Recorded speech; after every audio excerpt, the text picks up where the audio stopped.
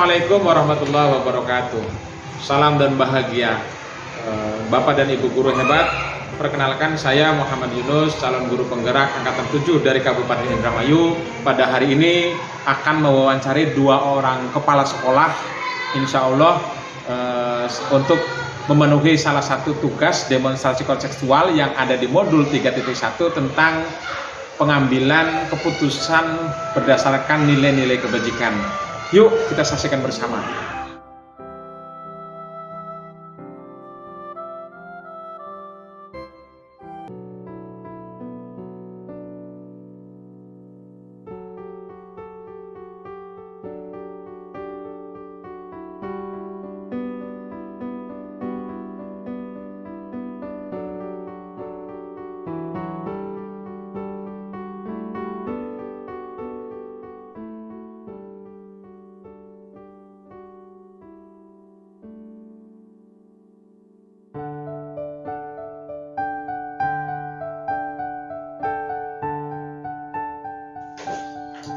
Selamat siang Pak Nur Amirin. Selamat siang.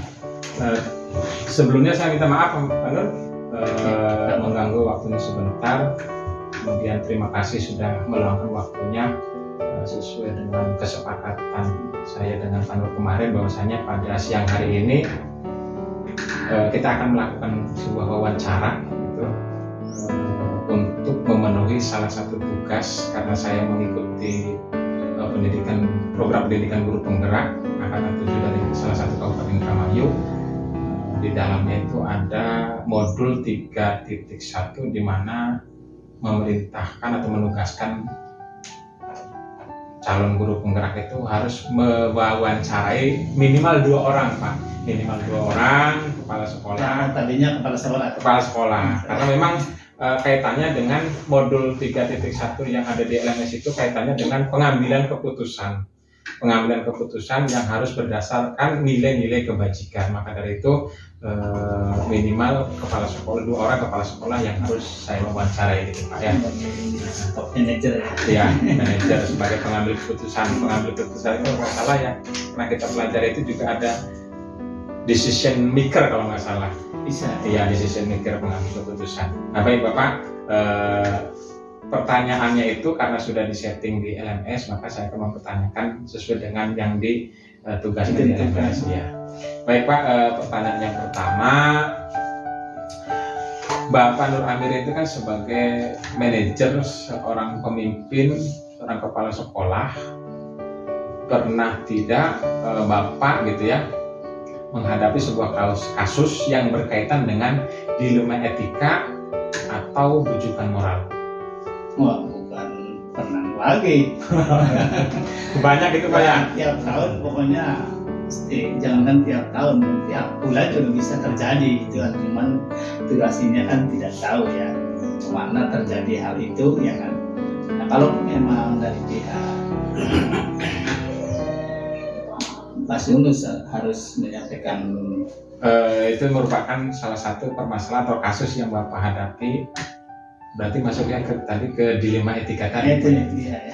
Nah, lalu bagaimana Bapak dalam pengambilan keputusan itu, terutama kasus-kasus yang sama-sama benar gitu ya, yang sama-sama menilai mengandung nilai-nilai kebajikan gitu. Kira-kira bagaimana Pak menjalankan dalam pengambilan keputusannya itu? Ya tadi saya perempukan orang tuanya, kemudian yang jelasnya guru kelasnya, wali kelasnya bagaimana. Nah itu musyawarah bersama dan memberikan pemaparan yang sebenarnya bahwa lembaga pendidikan itu seperti ini, pendidikan itu seperti ini. Jadi mungkin langkah-langkahnya juga atau prosedur yang Bapak ambil itu mungkin tidak berbeda jauh ya, seperti yang tadi dipaparkan. Iya, seperti itu. Langkah-langkahnya itu dipanggil Pak dan wali kelas, gitu ya, dengan ditambah mungkin guru mata pelajaran yang lain. Kemudian dengan guru-guru lain juga. Guru lain supaya memahami tentang begini. Supaya memahami bahwa edukasi pendidikan itu seperti itu. Nah, dari pengambilan keputusan yang diambil oleh Pak Mirin tadi, yang menurut Bapak dianggap paling efektif gitu ya dalam pengambilan keputusan pada kasus dilema etika tadi itu apa Pak? Hal-hal apa saja itu yang paling efektif? Yang paling efektif ya. Ya tadi mungkin sama. Karena bekal kami kan adalah sedikitnya proses pembelajaran dari pribadi saya, karena kapasitasnya tidak menduduki, ya katakanlah pernah mendapat pembelajaran tentang psikologi, tentang pembelajaran didaktik metodik, ya kan. Makanya keputusan semacam itu saya kekeh harus, secara pribadi saya harus begitu. Dan ketika keputusan itu sudah diambil gitu ya, Iya. oleh seorang pimpinan kepala sekolah, dalam hal ini Pak Mirin sendiri di sekolah, ketika menghadapi kasus-kasus dilema etika tadi, kira-kira tantangan apa yang dihadapi oleh seorang pimpinan tadi ketika ya mau tidak mau ya harus gitu, Pak, ya, harus pasti ada. Tantangannya apa Pak kira-kira? Tadi tantangannya pertama akan apa ya, katakanlah menurunkan kesemangatan belajar teman-teman sebayanya tadi. Dia karena kok begitu kok bisa naik ya? Nah iya itu mungkin Pak ya. Iya. Kok bisa naik ya? Nah, pemahaman semacam itu, mindset anak-anak kan belum sampai ke aku. Dengan daya nalar katakanlah guru plus kepala sekolah. Identiknya kepala sekolah harus lebih tahu dan lebih luas pemahamannya, tidak sembarangan. Ya.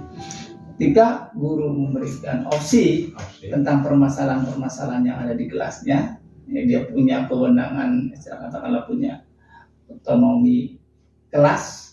Tapi kalau sudah ranahnya merugikan kepala sekolah, mungkin dia menuju ke kepala sekolah, gimana pelajaran keluarnya ini. Minimal dia mendapat pengetahuan bahwasan ya itu pokoknya ada yang paling tantangan itu, benar tantangan itu, bahkan mengembangnya ke lingkungan. Maksudnya pasti keterkaitan dengan kualitas sekolah nantinya. Kualitas sekolah benar. Itu udah anak-anak mengembang, apalagi zaman sekarang ini banyak begini. Udah rame lah. Nah, tantangan semacam kita siap untuk menjawab permasalahan baik di internal sekolah maupun eksternal. Itu tidak Pak, barangkali dalam pengambilan keputusan itu dalam jangka waktu sekian hari, sekian minggu gitu, dalam pengambilan keputusan, terutama di dalam keputusan yang kasus dilema etika itu. Kebetulan topiknya mengenai trendingnya tentang kenaikan kelas. Itu biasanya di awal akhir TMT rapot 1 minggu sebelumnya sudah melaksanakan rapat kenaikan kelas. Masing-masing wali kelas akan memunculkan agenda-agenda yang ada di Jawa. Di antaranya agenda yang sudah rutinitas lah ya, harus buat buku kenaikan kelas, kemudian clever harus diisi, kemudian harus dimasukkan ke buku induk, itu sudah klasik lah ya kan. Nah, tapi ketika ada guru kelas yang memunculkan permasalahan tadi, dia juga sama punya dilema di sana. Gimana Pak? Nah, benturannya mungkin sampai melebar ke kepala sekolah, lembaga, lingkungan, bahkan ya dunia pendidikan lah, gitu. Nah, Pak Mirin, kira-kira dalam pengambilan keputusan Bapak tadi, ada tidak seseorang ataupun orang lain lah, orang lain yang mempermudah atau membantu Pak Mirin sendiri dalam pengambilan keputusan tersebut? Sharing itu memang ya, kita juga punya batasan, kemudian punya binaan, ya termasuk diantaranya ada sesama K3S ya, forum ya, kelompok kerja kepala sekolah, dan itu pun kadang-kadang berbarengan dengan rapat pengawas ya, gitu ya. Dan diantaranya itu kemudian pengawas termasuk memberikan warna ya kan, keputusan semacam itu. Dan ya tetap aja di dalam benak hati kita juga ada pertanyaan, walaupun kecil ya, ini keraguan-keraguan ya, untuk memantapkan keraguan rohani. Itulah diantaranya adalah adanya K3S untuk menyamakan persepsi ya, kemudian tadi pada suatu ternyata bahwa itu benar, makanya lebih yakin ya bahwa itu yang terbaik begitu. Yang terakhir Pak, pertanyaan terakhir. Dari semua pertanyaan yang coba Yunus paparkan tadi dari awal sampai yang terakhir ini, kira-kira ada hikmah gitu ya, atau ada tidak pembelajaran yang Bapak dapat, yang Bapak petik dari pengalaman dalam pengambilan keputusan, khususnya yang kasus atau masalah dilema etika tadi yang Bapak ceritakan itu? Banyak hikmah, ada hikmahnya yang luar biasa, bahwa anak-anak itu butuh pendidikan yang khusus, bahwa kapasitas anak itu berbeda-beda. Katakanlah saya ingat cerita itu ya, walaupun bentuknya iluminasi, itik dengan ayam jangan disamakan kapasitasnya. Itik ya bisa renang, kalau ayam nggak bisa renang. Nah itulah mengidentifikasi kemampuan, spesifikasi kemampuan anak itu berbeda-beda, menyadari. Kalau Yunus bisa nambahkan kayak semacam ada diferensiasi gitu Pak ya, Iya. ada perbedaan Makanya sesuai dengan kebutuhannya masing-masing. kebutuhan benar. Belum tentu Mas Yunus kapasitasnya di atas rata-rata, Pak Mirin di bawah. Kita harus menyadari itu, harus menyadari sebagai top manager, harus menyadari ke sana. Apalagi kompleks masalahnya, latar belakang orang tua, lingkungan, ekonomi, wah macam-macam. Pengaruhnya macam-macam. Wah macam-macam.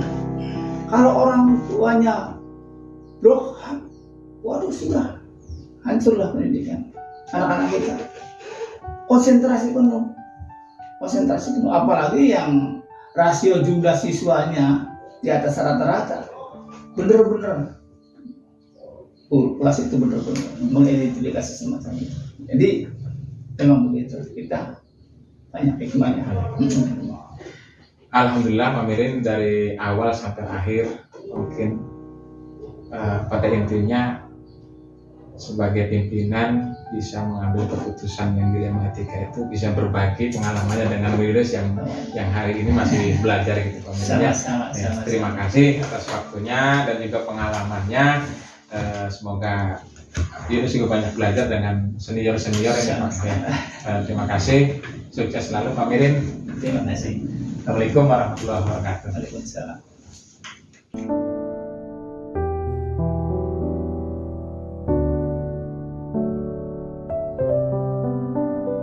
Assalamualaikum warahmatullahi wabarakatuh. Waalaikumsalam warahmatullahi wabarakatuh. Selamat pagi Ibu, gimana kabarnya hari ini?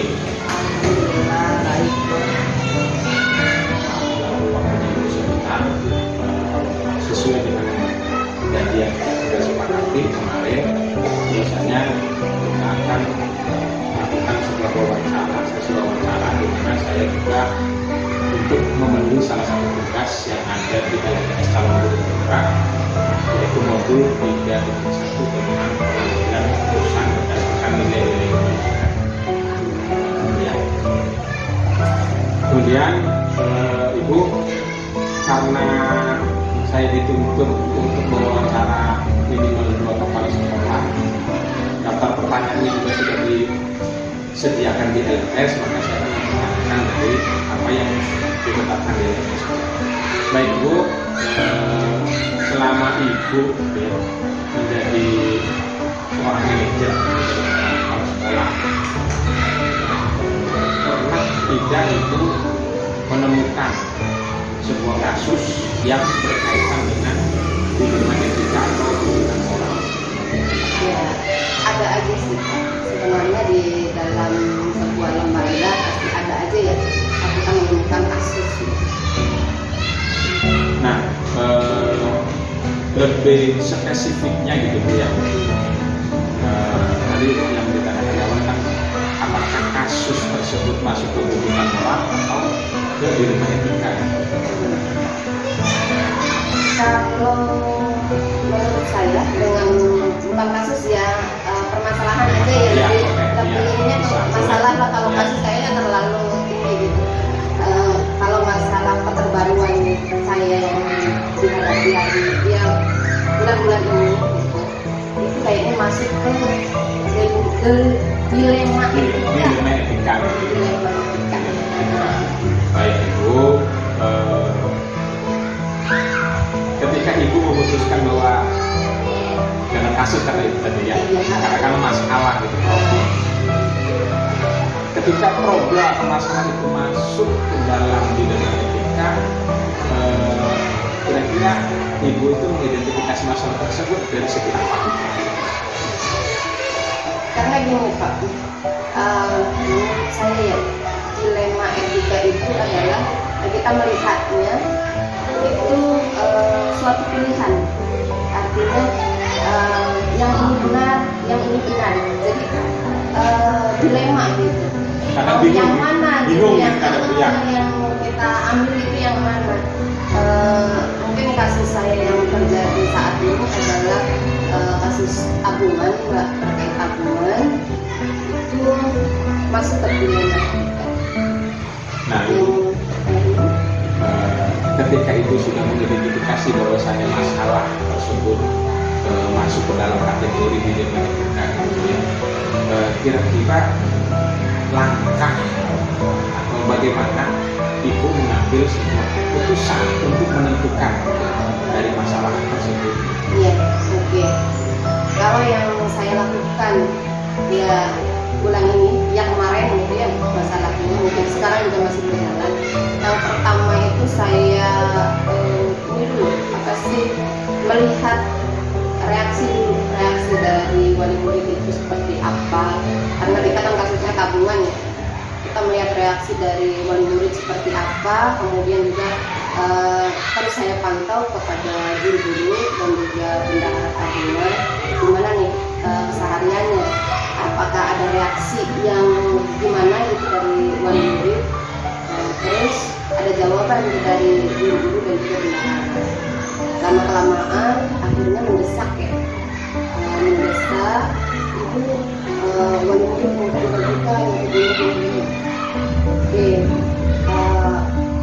langkah yang kedua yang saya ambil itu adalah koordinasi dengan pimpinan saya juga yang di kecamatan. Artinya di kecamatan kan kita ada pengawas, juga ada ketua forum ya, ketua forum kepala sekolah juga. Jadi kita koordinasi dengan mereka berdua gitu, dan ditemukan solusi. Artinya beliau-beliau memberikan solusi, ini seperti ini solusinya. Namun dari solusi itu tidak langsung saya laksanakan. Artinya kita juga menimbang-nimbang dulu kira-kira dengan solusi itu tepat enggak ya, seperti itu. Nah, langkah berikutnya yaitu saya lakukan diskusi di sini, rapatlah briefing dengan guru-guru yang lain gitu di sekolah. Nah, saya di situ meminta semua guru memberikan idenya, solusi dari masalah yang sedang dihadapi. Jangan sampai ada yang ide, biasanya kan gitu ya. Jadi semua ngomong, semua memberikan solusi. Diawali dengan pemaparan saya, permasalahannya seperti apa, dan dapat solusi dari pengawas dan ketua forum apa, saya jelaskan, kemudian ditemukanlah solusi dari guru-guru yang lain. Oke, berarti kan dari hasil solusi itu akhirnya kita putuskan gitu. Tapi dengan beberapa pertimbangan, artinya ada dua yang kita tempuh gitu. Kemudian setelah didapatkan kesepakatan dengan guru-guru, kita melihat, memantau juga gimana reaksi dari wali murid. Seperti itu. Itu langkah-langkahnya gitu Bu ya, prosedurnya. Kemudian yang selama ini Ibu anggap efektif gitu ya dalam pengambilan keputusan, khususnya dalam kasus masalah ini seperti apa?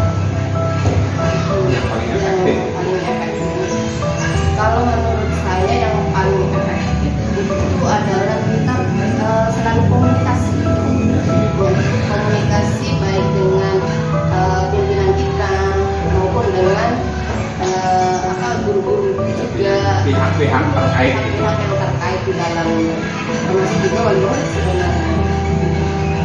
Nah, hal apa saja sih Bu yang selama ini merupakan atau menjadi sebuah tantangan gitu ya dalam pengambilan keputusan pada masalah kasus di tantangannya seperti apa? Tantangan saya itu dampak dari suatu keputusan seperti apa itu yang jadi tantangan buat saya. Yang jadi dilema gitu ya, walaupun yang satu benar, tapi ketika ibu memutuskan itu pasti dampak dari salah satu pihak itu ada yang katakanlah dirugikan gitu ya, katakanlah ada ketidakpuasan gitu ya. Nah, ibu apakah ibu memiliki sebuah tata cara atau jadwal tertentu ya, dalam pengambilan keputusan pada masalah kasus di tantangannya seperti apa? Tantangan saya itu dampak dari suatu keputusan seperti apa itu yang jadi tantangan buat saya. Yang jadi dilema gitu ya, walaupun yang satu benar, tapi ketika ibu memutuskan itu pasti dampak dari salah satu pihak itu ada yang katakanlah dirugikan gitu ya, katakanlah ada ketidakpuasan gitu ya. Nah, ibu apakah ibu memiliki sebuah tata cara atau jadwal tertentu gitu ya dalam sebuah penyelesaian kasus pilkada ini? Kalau jadwal mungkin bisa dikatakan jadwal ya, karena selama saya mencari solusi itu, menentukan keputusan itu, saya diawali dengan memantau reaksi dari wali murid seperti apa, kemudian koordinasi, kemudian diskusi dengan guru yang akhirnya menemukan suatu solusi. Untuk diambil keputusannya gitu. Baik itu. Adakah seseorang gitu yang atau faktor yang selama ini bisa mempermudah gitu atau membantu ibu dalam mengambil keputusan tersebut? Jelas ada Pak, seperti yang tadi sudah saya ungkapkan juga ya, di dalam menyelesaikan suatu masalah saya harus koordinasi dulu, koordinasi dengan pengawas, ketua forum dan juga guru-guru yang lainnya. Itu mungkin dengan mereka semua. Dan pengawas ketua forum gitu yang sangat membantu sekali dalam mengambil keputusan yang diambil ya, dalam kasus ini. Nah, ibu, pertanyaan yang terakhir dari saya, dari pertanyaan 1, 2, 3 yang sebelumnya dari terakhir, kira-kira dari semua yang ibu sampaikan tadi menceritakan tentang kasus tabungan, lebih spesifiknya tabungan yang berkaitan tabungan murid gitu ya, ini sangat pelik sekali karena berkaitan dengan wali murid gitu. Nah, pengalaman apa gitu, pelajaran apa yang dapat ibu ambil atau dapat ibu petik dari kasus tersebut? Pelajaran buat saya ke depan ya Pak ya, saya kan bagi tabungan itu tidak sama dengan sekolah yang lain. Artinya kalau yang lain di kenaikan kelas, kalau saya kan di bulan puasa, di minggu terakhir libur. Jadi pelajaran yang akan saya ambil ya dapat itu, artinya ke depan saya rasa saya harus menyamakan dengan sekolah yang lain, artinya tidak sendiri gitu membagikan tabungan di bulan puasa. Jadi mengikut dengan sekolah-sekolah yang lain di kecamatan, khususnya kecamatan kita. Ibu, terima kasih sudah melakukan wawancara saya. Terima kasih juga atas jawaban-jawaban pengalaman yang ibu alami dalam sekolah ibu, terutama dalam keputusan ini yang dilakukan. Saya juga dapat belajar dan banyak dari ibu sesuai dengan kasus dan pengalaman ini diceritakan tadi. Saya ucapkan terima kasih ibu sekali lagi.